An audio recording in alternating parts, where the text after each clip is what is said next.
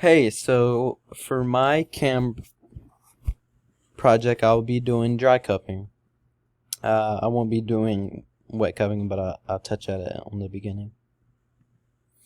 So with wet cupping, you see that they do insertions, either with like dry needling or whatever it is. They'll slice you so that blood will come up when they do start the cupping. So what cupping is, it involves creating a suction on the skin using a glass, ceramic, bamboo, or plastic cup. Um, the idea behind it is for the suction to bring fluids to the region that is being sucked, and this in turn causes circulation of the blood, which allows for nutrients, um, and oxygen and other things to help with the regeneration process. Um, the perceived benefits of cupping.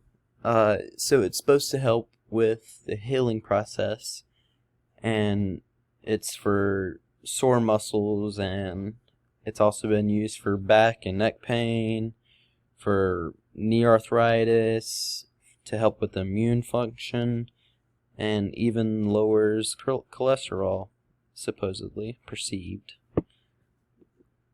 Okay, some perceived side effects are uh, you'll have discoloration with the areas that were sucked for so long, because obviously when suction is applied to the skin, blood rises to the surface, and that blood will stay there for a few days and it will fade away, of course. But most experts agree that cupping is safe. Um, and after the cupping has been done, then you'll have possibly sore areas where it was done, but it's not nothing that's over the top or bad. And it's very unusual that there's any serious problems, but there has been a few cases where there's been skin infections due to cupping, but that was with wet cupping. Dry cupping, usually there's nothing bad that happens. So, does it work?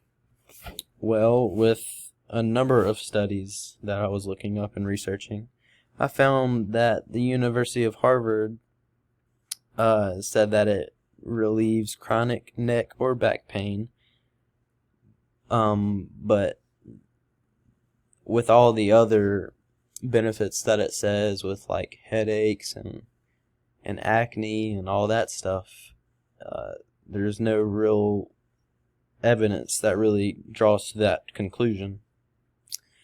One of the main issues with cupping and knowing if it really works or not is with the placebo effect. So the placebo effect is, say if a doctor is telling you to take this pill for headaches or whatever, but really in that pill is just like vitamins.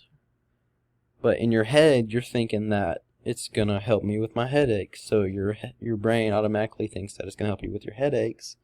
So if it does start working, then it's your brain thinking that it's the medicine, but it's just the placebo effect, tricking your brain into thinking that it's actually working. And that's true with cupping. With like headaches or acne or backaches, it's just the placebo effect, and they can't really circle it down to whether it's the cupping that's working or if it's the placebo effect at working. So, some pros and cons with this. If you're someone who really wants evidence that cupping is effective, or that it's going to work if you do it, this is not the thing for you for now.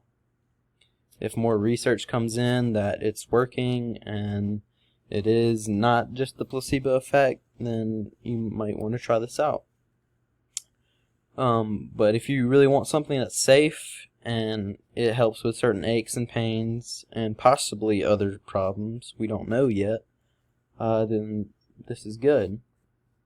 The only downside seems to be with skin discoloration and the cost. So I looked up some places around Salisbury, and their prices range from $30 being the lowest to $80 being one of the highest, and that's per treatment.